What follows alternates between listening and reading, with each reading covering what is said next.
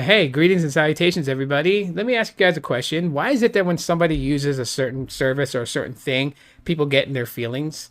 They get upset. Now, I'm not saying everyone's like that. I know some of you guys are not like that, but some of you guys are. And I'm just wondering why. I made it known on social media that I went back to Google Fi. And I'm going to share with you the reasons why. I know I don't have to, because really it's not anyone's business what I do. But I choose to because I choose to share my experiences. That's why I do what I do here on YouTube. Share my experiences for those who would be interested. I know not everybody's interested in Google Fi, but there are people out there who are. And I'd be happy to share my experiences with them. Yes, I'm back on Google Fi with 4 lines on Fi. Okay, so it's not just me by myself. It's 3 other lines with me. And don't get me wrong, I'm letting the Verizon account go. I'm going to pay my final bill and the account's closed. I already made that pretty much aware with them. I appreciate Verizon and what they wanted to do and, to keep me as a customer and stuff like that. But it's still too pricey for me, especially for what I want to be able to do. YouTube doesn't pay well on my end, right? Now, if I was like on those major YouTubers, and yeah, I would probably be making like $10,000 a month. But I'm not at that level. It's never happened for my channel, so I'm not relying on YouTube money to pay my bills and stuff like that. I've always used YouTube money for extra money to give to the kids so they can do what they want to do with it. Buy what they want to buy or whatever. So that's always been that. But, $231 a month for 2 lines of service is a bit steep for me for 2 lines of service. Now, if they gave me like 6 lines of service, that's something manageable, but just 2 lines. On Fi, I can have 6 lines for $180 on the Simply Unlimited plan. Now, that's the thing. That's the difference between previous experiences and this experience. Previous experiences, I've always gone for the Unlimited Plus. I've always gone for the top tier Google Fi plan. I don't travel outside the country a lot. I use it to call my mom quite a bit, but you know what? I have the Q-Link line, and that one gives me a international calling unlimited for $5 a month. So literally, my phone bill on Q-Link wireless is $5. And I can talk to my mom as much as I want. So I don't need to have international calling on my Google Fi plan. So that brought me to the Simply Unlimited plan. So it's unlimited to an extent, unlimited talk and text, 22 gigs of high-speed data, and then you're slowed down for the remainder of the 30-day bill cycle. So right now, like I said, I have 4 lines. 4 lines on Fi. That means I'm paying $120 a month at $30 per line.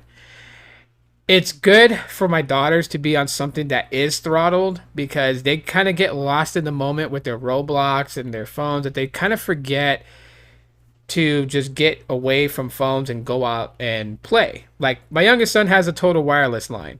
He uses it for when he's playing Roblox.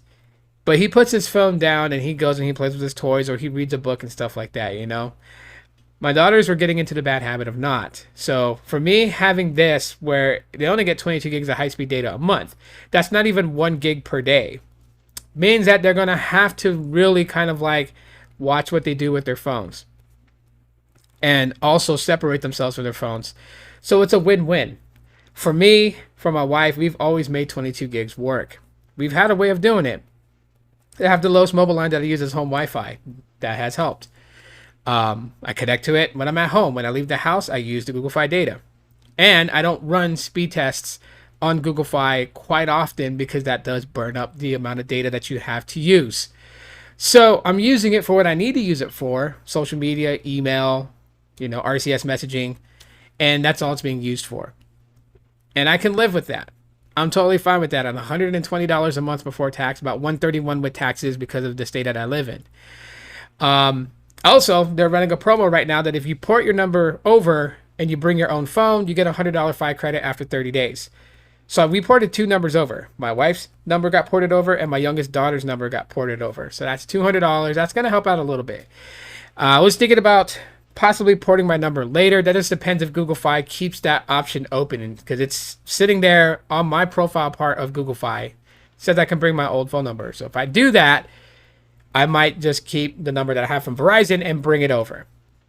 I'm not sure, but I do have a new number on Fi for now. Fi has always been good for me. It's never been a real big issue for me. So It's the reason why I can go back to it. I hear a lot of horror stories on Reddit. I understand.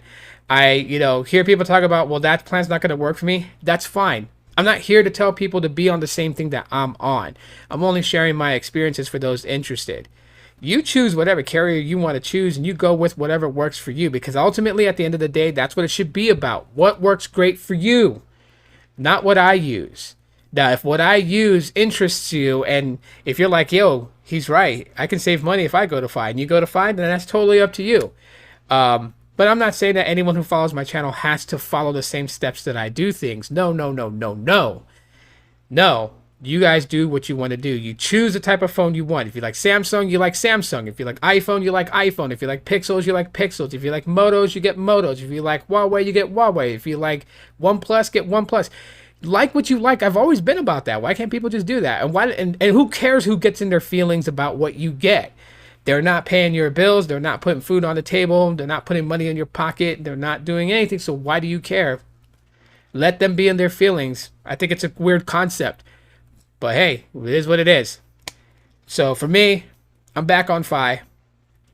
Later on, both my sons will join me on Fi. And we'll all be under one family plan umbrella. Couple of things I will share over time is how the phone encryption is working out, because apparently phone calls are now encrypted between Fi customers. You have RCS messaging. You have the family feature on Fi where I can track my kids and what they do and what they're using on their phones. We have all those things. And when we do take a trip out of the country, we can easily just flip it over to the Unlimited Plus plan and utilize the international usage. So works out good for us.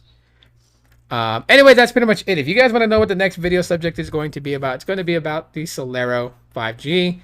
We talked to you guys about that a little bit. But until then, thanks for watching this video. Thanks for checking it out. Smash the like button if you guys enjoyed it. And link in the description for my Fi referral code if you want to try out Fi for yourself and get a $20 credit if you sign up. The referral link is in the description. But thanks for checking out my video, and as always, Law.